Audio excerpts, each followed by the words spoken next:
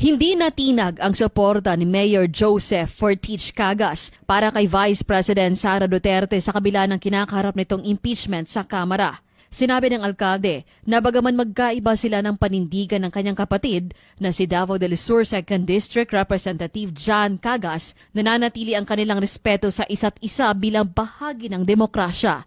Sabi niya, ang kanyang suporta sa pamilyang Duterte ay nakaugat na sa kanyang prinsipyo at tunay na paghanga sa kanilang pamumuno mula pa noong 2016 at hindi sa political na interes o partido. Dagdag pa niya na bagaman ang impeachment ay isang constitutional process, ito ay tinuturing niyang political na sandata, lalo't ang mga bumubuo ng Kamara at Senado ay mga halal na politiko na maaring maimpluwensyahan ng mga alyansa at pansariling interes. Anya, mas mainam na mga aligasyong graft and corruption ay imbestigahan ng independent institution katulad ng Office of the Ombudsman o ng Department of Justice at litisin sa Sandigan Bayan kung saan mas mahigpit na ipinatutupad ang rules of evidence at due process. Kwenisyon din ng alkalde ang pamamaraan ng House Committee on Justice na tila nagmistulang fishing expedition dahil lagpas na sa pagtukoy lamang ng probable cause. Naniniwala si Mayor Cagas na hindi dapat gamitin ang impeachment para sa political prosecution at persecution.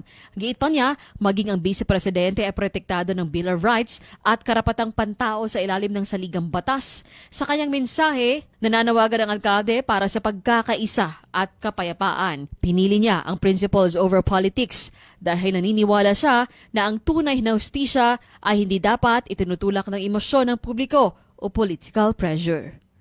Cherry May Tapia, NDBC Bida Balita.